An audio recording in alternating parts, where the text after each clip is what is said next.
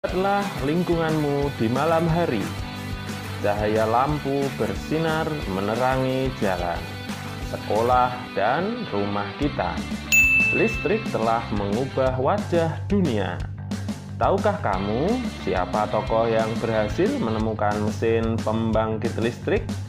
Dan bagaimana lampu-lampu di rumah dapat menyala? Kita akan belajar tentang hal tersebut melalui sebuah teks eksplanasi. Teks eksplanasi. Apa itu teks eksplanasi?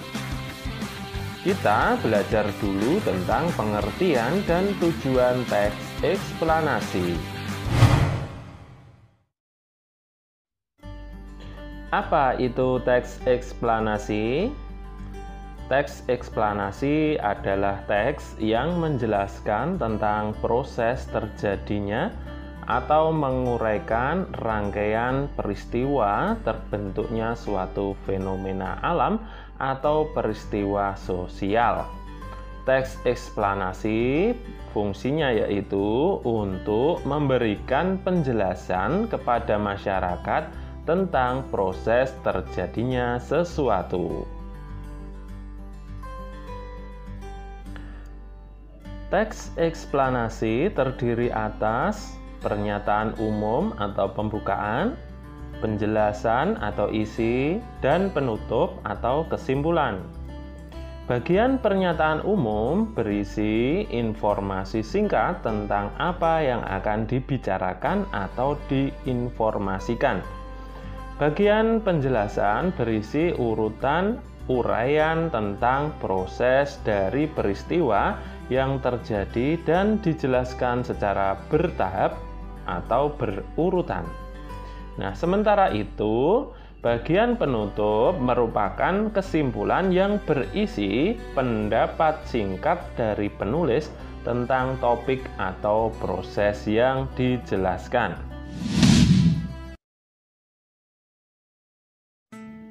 Lalu, apa tujuan dari teks eksplanasi? Nah, anak cerdas, setelah kita mengerti mengenai pengertian dari teks eksplanasi ini, lalu apa sih tujuan dari teks eksplanasi? Tujuan dari teks eksplanasi yaitu yang pertama, menjelaskan tentang fenomena yang terjadi. Yang kedua yaitu menjelaskan sebab akibat dari suatu peristiwa.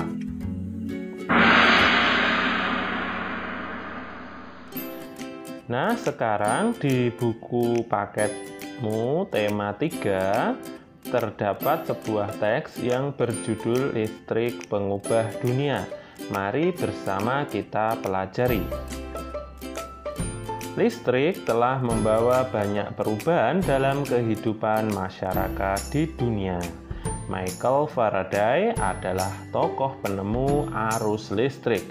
Faraday lahir pada tahun 1791 di Newington, Inggris. Ia berasal dari keluarga miskin dan hanya sebentar merasakan pendidikan di sekolah. Dengan perjuangan keras dan semangat pantang menyerah, ia akhirnya berhasil membuat alat sederhana pertama yang dapat menghasilkan gelombang elektromagnet. Tahukah kamu bagaimana perjalanan arus listrik hingga sampai di rumahmu? Langsung kita lihat paragraf 1. Apa topik masalah yang akan disampaikan oleh penulis? Topik yaitu inti dari semua tulisan yang akan disampaikan oleh penulis. Maka topiknya yaitu Michael Faraday merupakan tokoh penemu arus listrik yang temuannya telah mengubah kehidupan masyarakat dunia.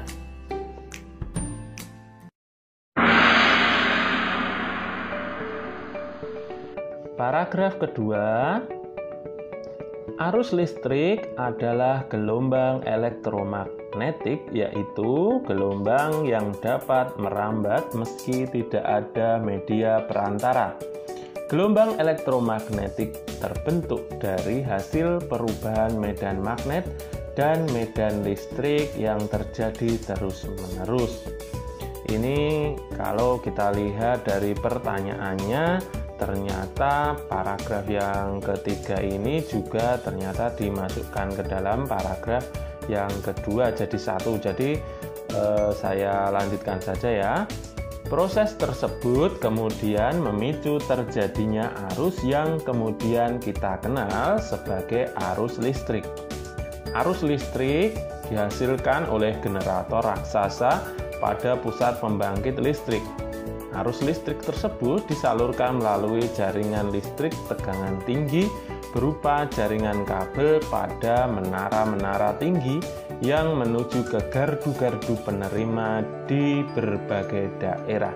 Dari gardu-gardu penerima, arus listrik kemudian disalurkan ke rumah penduduk dan berbagai tempat yang memerlukan. Kita lihat di pertanyaannya, paragraf kedua, apa yang kamu ketahui tentang arus listrik? Ya, arus listrik ada di atas tadi ya. Arus listrik adalah gelombang elektromagnetik, yaitu gelombang yang dapat merambat meski tidak ada media perantara. Kemudian yang B, bagaimana proses perjalanan arus listrik dari pusat pembangkit hingga sampai di rumah penduduk? Jelaskan secara berurutan. Ini terdapat juga tadi di bacaan, yaitu proses tersebut kemudian memicu terjadinya arus listrik yang kemudian kita kenal sebagai arus listrik. Arus listrik dihasilkan oleh generator raksasa pada pusat pembangkit listrik. Arus listrik tersebut disalurkan melalui jaringan listrik tegangan tinggi berupa jaringan kabel pada menara-menara tinggi yang menuju ke gardu-gardu penerima di berbagai daerah. Dari gardu-gardu penerima, arus listrik kemudian disalurkan ke rumah penduduk dan berbagai tempat yang memerlukan. Ya, itulah jawabannya dari pertanyaan di paragraf kedua.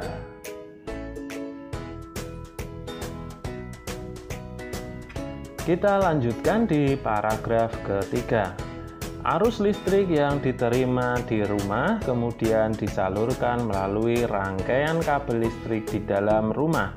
Rangkaian kabel tersebut umumnya berada di atap untuk tempat dudukan lampu atau di dinding rumah untuk saklar dan colokan listrik, tempat menghubungkan beragam peralatan elektronik seperti televisi, kipas angin, dan kulkas.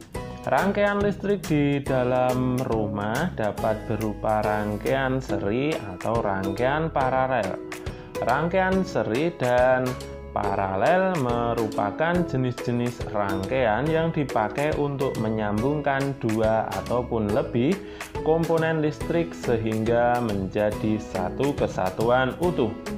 Bila dilihat dari cara penyusunannya, rangkaian seri disusun dengan cara bersambung atau sejajar, dan rangkaian paralel disusun berderet. Oke, kita lihat pertanyaannya. Apa yang terjadi dengan arus listrik saat tiba di rumah warga? Jelaskan secara berurutan. Langsung saja kita jawab. Jadi sudah ada di bacaan. Arus listrik yang diterima di rumah kemudian disalurkan melalui rangkaian kabel listrik di dalam rumah.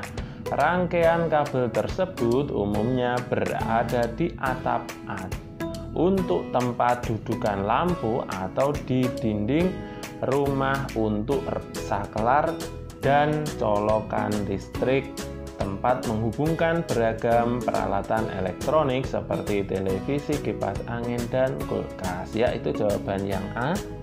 Sekarang yang B. Apa manfaat arus listrik setelah sampai di setiap rumah warga? Apa manfaatnya? Iya, betul. Manfaatnya yaitu untuk menyalakan berbagai peralatan elektronik seperti televisi, kipas angin, kulkas, mesin cuci, AC, dan sebagainya. Kemudian pertanyaan yang C, apa perbedaan rangkaian listrik seri dan paralel? Iya, tadi di akhir kalimat sudah ada ya. Bila dilihat dari cara penyusunannya, rangkaian seri disusun dengan cara bersambung atau sejajar dan rangkaian paralel disusun berderet. Oke, sekarang kita lanjutkan paragraf yang keempat.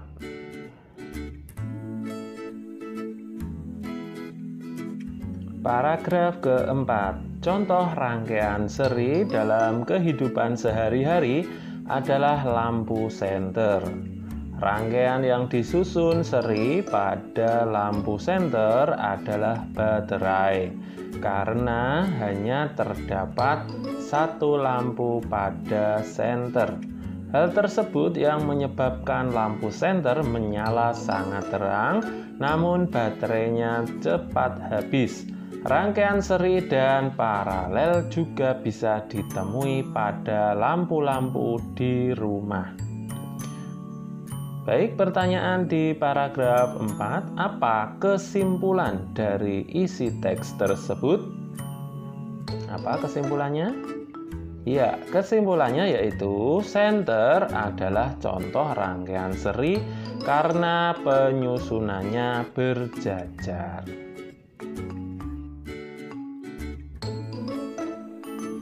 Kita lanjutkan paragraf kelima atau yang terakhir. Betapa penting peranan listrik bagi kehidupan manusia. Tanpa listrik tentunya kita akan mendapatkan banyak kesulitan dalam mengerjakan aktivitas sehari-hari. Namun demikian, kita juga harus tetap bijaksana menggunakan listrik dalam kehidupan sehari-hari.